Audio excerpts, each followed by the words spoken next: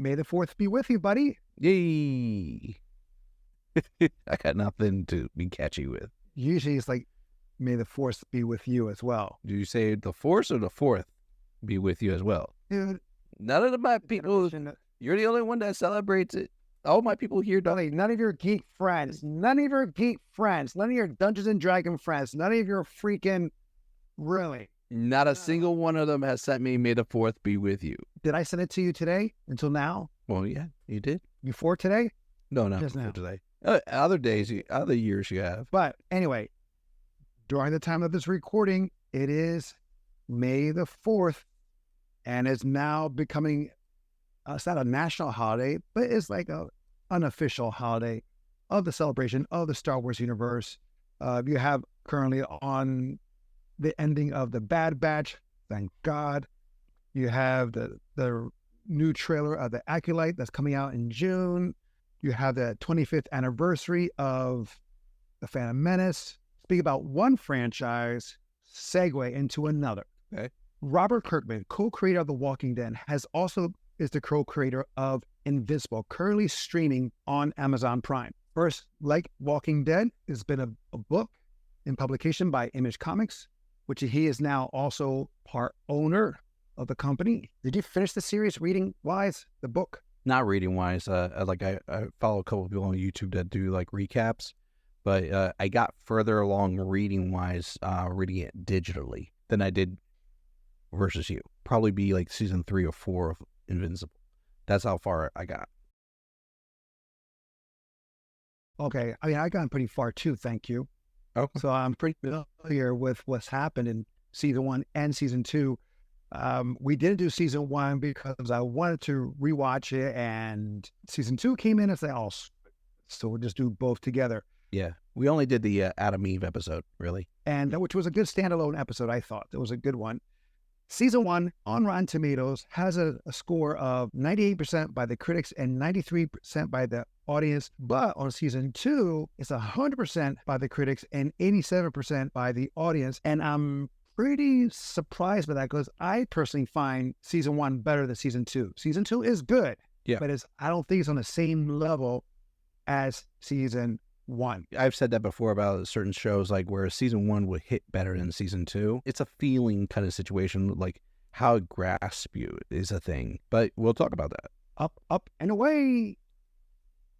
Wrong universe.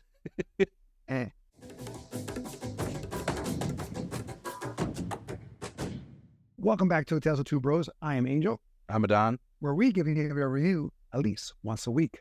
Spoiler alert, Invincible, currently streaming on Amazon Prime, co-created, like I said before, by Robert Kirkman, co-creator of The Walking Dead. You have in the cast of Invincible, the majority of them is played by actors who were in The Walking Dead. Stephen Ewan, he was in The Walking Dead. He is Mark Grayson here. You have Sandra Oh as his mother. You have also J.K. Simmons as the father, as Omni-Man. And you have also, what's the guy's actor? He's currently in Fallout. Walton Goggins. Yes, awesome actor. He was in Ant-Man and the Wasp. He was also in Django. He's been into several movies, mainly as a cowboy, as he is playing in Fallout. Also currently streaming on Amazon Prime. Wait, he wasn't gay in Fallout? Gay? I thought you said he was a gay cowboy. I don't think I did. If I did, I completely apologize because I didn't think I said gay. I think I said he is a cowboy. Oh, I think you said A, but the microphone cut out a little bit. Okay. I'm just saying my headset. Okay. Yes, your head. Okay. And the list goes on and on and on. Seth Rogen, who is one of the producers of Invincible, he plays in this as well. He's Alan, one of my favorite characters. Mm-hmm. You also have, what's the girl who's Domino, and she's also in Joker. Zazie Beetz. Yes, she plays a love interest here. You also have his best friend, college roommate. He was in Book of Mormons. He was in The New Normal, which a show I love, which is only one season, but I thought that was or maybe 2 seasons. Mm-hmm. I thought it was a great show. And then we also have Mark Hamill, and Optimus Prime himself, which I thought was amazing because he was amazing in his voice, because his voice was such a standout. It was like, It's iconic. dude, it's iconic, but I don't think that's just not his natural voice though. And I believe they said like, do your Optimus Prime, please, please do your Optimus Prime voice, but not so much that we get in trouble. Yeah. And you also have here Clancy Brown. We love Clancy Brown. Everything he does is awesome, even though he sounds the same and everything. He has an So iconic awesome. voice. Right. Even though he does maybe an accent here and there and different roles, it's still his voice. Well, that's like First, the Moeller twins. They're voiced by Kevin Michael Richardson. Like, we recognize Right. his voice from other performances, but it's the same voice. correct, but he does normally just voice over or voice work. True. Where Clancy Brown does voice work, he does film, he does television, where the other guy, you may not recognize his face. True. But we know him because, well, I do, when he first appeared in Highlander with Christopher Lambert. Oh, yeah, for Clancy Brown. Mm-hmm. He was a great villain in that. And to see him continue working. I mean, he's also in... He's done a lot of horror SpongeBob. films. He's done cartoons. No, but I'm saying he's in SpongeBob. Yeah. I'm just saying, like... And he's Lex Luthor in the Superman animated series, which I thought was a black dude this whole time. Well, not this whole time. Like, I found out a couple years ago, because Lex Luthor in that show is darker skin. I've heard conversations where people would say Lex Luthor in that show was racially ambiguous, and they kind of intended it for that. I don't know any official documentation, but yeah, he could have passed for a lot of things. Right. You also have Phil Lamar, who was in Invincible, and we're jumping around because there's so many actors that got involved in here, which I'm great.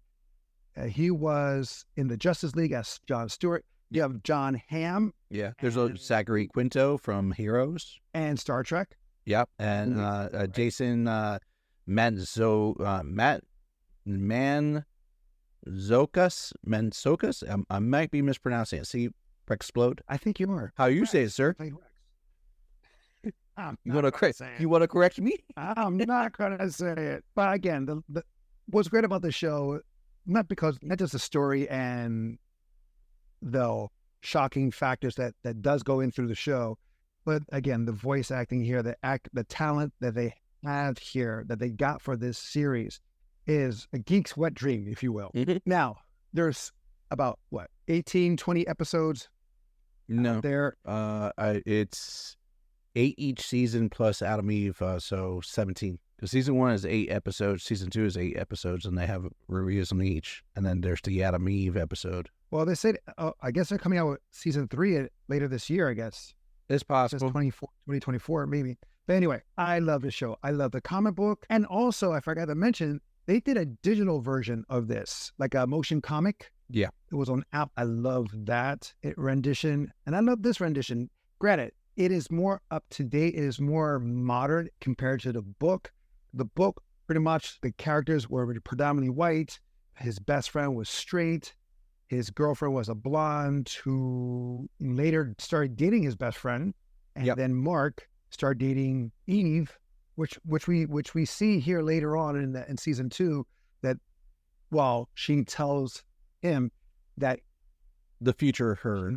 The future tells that she loves him, and he kind of has strong feelings for her, but he tries not, by the end of season 2, let that happen, because he's still dealing with his current, what's her name? Amber is the girlfriend's name. Well, I think by the end of season 2 they broke up, but he's also dealing with a lot of drama from Amber, as well as the drama from his parents and Levi Ekstrom. Well, what I like about here is that this series, like, in comparison to many comic book movies, shows, even the books, we never see the point of view of a character growing up or learning on the spot. Yeah. Like, you have Mark Grayson, who's a teenager, who's like any teenager, trying to find out who or she is, trying to figure out their purpose in the world. Granted, he has an idea, since he knows that he's an alien. He knows his father is Omni-Man. He knows his father has powers, all that stuff. but still you have that thing dealing with relationships, dealing with identity. Yes, we have seen it with Tobey Maguire or even Tom Holland's and Andrew Garfield's Spider-Man, them learning. We saw it in Chris Nolan's Batman. It arguably made them steal. Yes, but that was kind of rushed. They did everything in one movie in that sense, where like Tom Holland's Spider-Man was done within 5 to 6 movies. Yeah, that we learned that at the end of No Way Home. I mean, basically, this is like if you took character arc of Superman, but then you can put it in like the drama sense of Spider-Man, where Spider-Man was supposed to be a character who's a young teen, developing, learning what it is, and deals with the drama. So dealing, being a hero, and dealing with regular life. Even Blue Beetle. Yeah. Blue Beetle's the same way in that first movie, because Blue Beetle is like, they're comparing it, the DC's version of Spider-Man. Yeah, kind of. And it pretty much is, with the Guyver costume. Yeah, it is a Guyver aspect, very much. Come on, it is so much Guyver. But this is not. And do you notice, like, also that his costume actually forms the letter I, which actually resembles the logo for Image Comics? Yes. Which I thought was kind of cool, because Invincible did become like the flagship or the mascot for Image Comics. Now, mind you, like, even though he's titled Invincible, he is the most vulnerable guy on that show, arguably. He gets wrecked all the time. Less so in season 2. But in season 1, he was a punching bag. But true, but he's not that vulnerable. He still lives.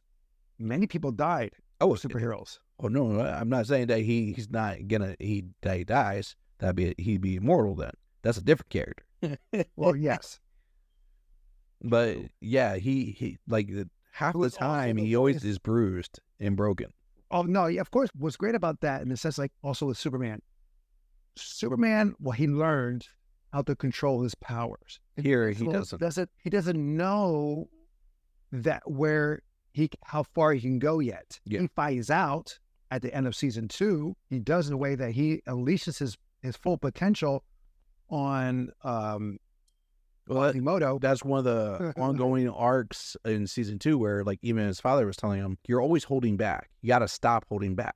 You keep holding back, and if you do that, you're gonna die."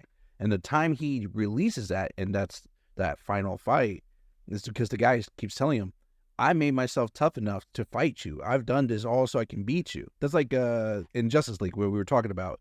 Yeah, Justice League Unlimited, that final scene where Darkseid is torturing Superman. Superman unleashes, and he's like got that monologue saying like, "I have lived my life like a paper box or a cardboard box, always having to hold myself back. And now you give me the rare opportunity where I can let go." He lets go. Levi was not ready. He thought he was ready. Right, exactly, because Levi thought he was strong enough, and yet he was not, because the many versions, because this goes into multiverse. Absolutely. In season 2, you only got a snippet of what Invincible can do. Granted, Invincible can destroy within a blink because his power is so good, but he knew that sense of, or never really, I guess, measured the potential power or he has. And plus, you had Mark here, like, letting loose because he's defending his family. He's defending his mother and his half-brother. Absolutely. He has that at stake. What was your favorite moment? So out of season 1, season 2, either or? So season 1 favorite moment would be, I would say was it the final episode or the episode before the final, where they had the big fight and he's talking about his mother? It was either the last one. Yeah, it was, because that was a very long fight. So it was either through the subway and the buildings, all that stuff. Yeah, and the fighters are trying to get him. It was actually a really good moment leading up to that, when Omni-Man like just demolishing the people in his house and kills one of the guys with grabbing his spine and so forth like that. But like when he's talking to his son, and you see him like just venting to his son, and his son's like, "What about mom?" And he goes, "I love her." But son, it's kind of like loving a pet. That's a horrible thing to say, but and everybody's listening. I was about to say, because Mark has the earpiece, and the mother's there at the home base, which I don't know if he knew at the time if she was there, but because a lot was Oh, happening of real course. quick.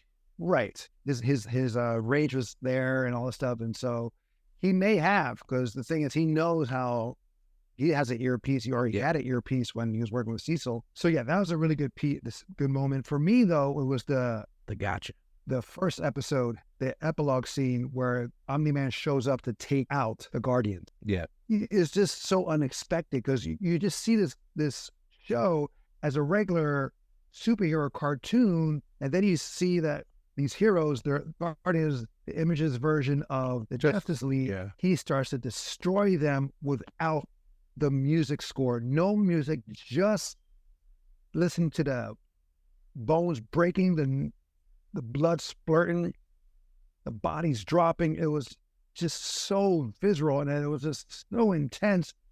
It was there watching, and I saw the episode prior, and so I just wanted to see her reaction, and boy, did I see it, because she was just bored until that moment. Mm-hmm. When she saw that happen, she was like, oh shit, what the, huh? And then she was invested. Yeah. So that's what I like about it. There are several great fight scenes in the first season. The one I just mentioned, the one you mentioned, and then the other one in the middle with the Beast. Oh, yeah. Battle Beast. Love that fight. Battle Beast, right? That was a great fight scene too. But for me, that first one, it gets you, that gotcha moment, and you're like, holy crap. It's like us finding out that Vader is Luke's father. There's so many good moments in season one, because I know you love season one.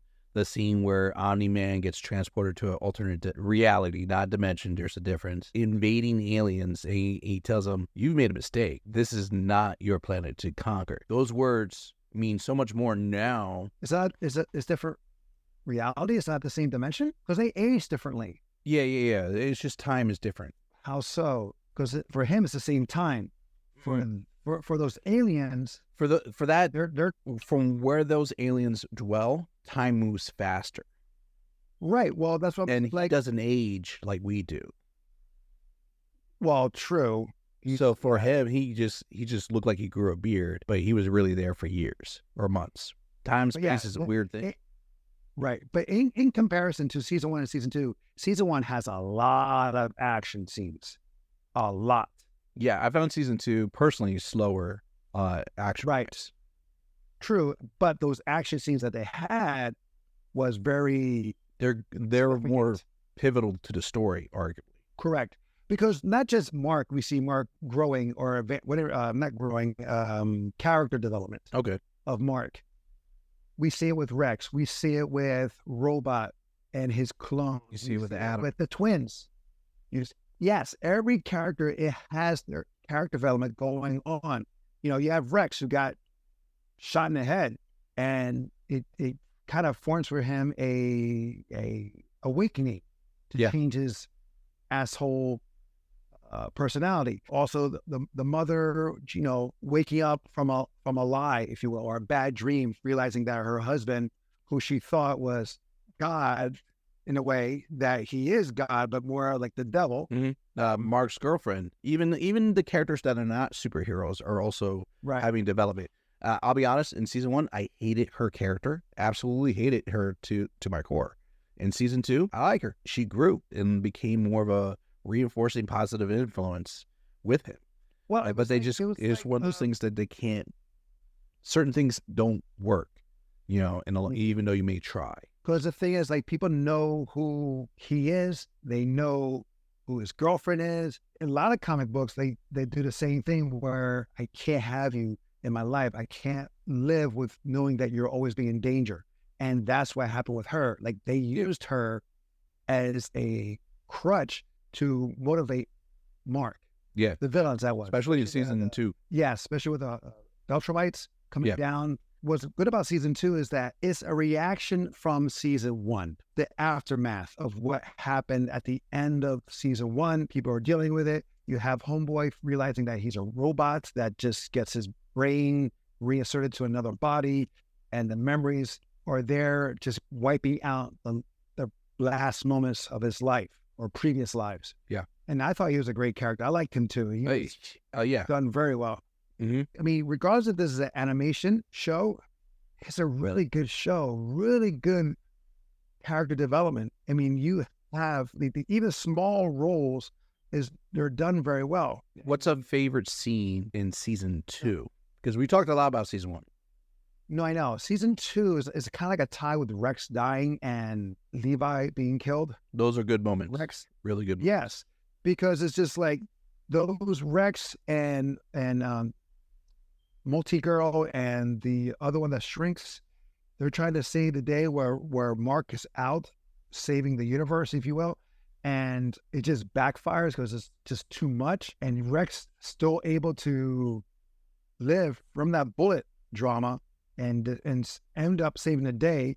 And you have, which is great, the people that we think die actually live, but it was so intense and gruesome. Where well, some of them she did goes into the flat out die, but like no. wait, did it? No, Duplicate. Multi-Girl lives. Duplicate lives. Homegirl the girl does live. Yeah. Yeah, the shrinking one, she does live. They all do live. But at that moment, we think, oh, crap. No. Yeah. Because how it was done. I mean, when she goes into the guy's mouth, you think that she's going to grow and explode from inside him, but he actually like swallows her. Yeah, which is funny because remember when Endgame came out and they were talking about like, oh, Thanos is going to lose to Ant-Man because of the butt joke. Apparently that won't work, depending on the character. Well, Ant-Man and the guy's character in here and Thanos, they don't have the same ability, I think, unless he snapped his fingers and you knew that get Ant-Man out. But no, I mean, it was just so great. But for me, it was also like the sense of Mark kills Levi and he's like freaking out. Yeah. Because he has these like fear that he'll turn into his father. He has PTSD and that just builds more trauma to it. Right. And the thing is, like, he was, to that moment, he never wanted to kill. He never saw himself as a killer, even though he was always pushed by Cecil or by his father. Everybody, really. Well, except for Eve, but like really all the villains, like even the Molar twins pushed him. Like a lot of them really just test his buttons. It was kind of like where everyone's the Joker and he's Batman. Yeah. And the thing is, the Joker's goal is to make Batman crack. Yeah. And not necessarily kill him, like to have him kill. Well, I mean, you have a character that's literally torturing his mother and brother in a very brutal way. And he's like the arm, and then like, mentally torturing him at the same time by throwing him into different dimensions where time is different, reality is different, and so forth like that. That's breaking him down. That's a really great episode. That's what I like about. Oh no, yeah, I'm just agreeing with you. That's a really good episode, a great scene. My personal favorite episode just helps reinforce one of my favorite characters, and I think he's arguably one of your favorite characters, Alan the Alien. Oh yes. Oh, ha ha ha ha! I love Seth Rogen. I mean, and he's perfect for this role in that with that character. He doesn't overplay it. But his comic timing is there. Mm-hmm. And yes, another character development where this guy, he's like Green Lantern in the way that he's like the defender of the galaxy in a way, checking up on different planets to see how they're doing, or checking in with the protector of each planet, if you will. And because of Alan's episode, that brings in Peter Cullen. Yes, who's a voice which is funny because how Peter Cullen brings his identity out by just ripping off his own beard, by keeping a mustache, and Alan's like, "You're a Vegemite." Yes, which is it's hilarious and dumb at the same time. Right. And it's because it's like Clark Kent taking off his glasses to reveal that he's Superman. I was like, duh. Granted, Christopher Reeve's version, I can see not seeing the two together. Yeah. But yeah, it's just so. And then the thing is, like, he gets beaten up to a pulp that his eye pops out, and Peter Cullen's character like kills him, cuts off his life support. Yeah. Well, yeah, because he took a chance, because he's like, which may fail, this may work. Watching from the outside, if you don't know the story in advance, you don't know that there's a chance that you can come back to, because there's no dialogue. You find that out after the fact. Right. Mm-hmm. Exactly. You just hear him say, "I'm sorry, Alan."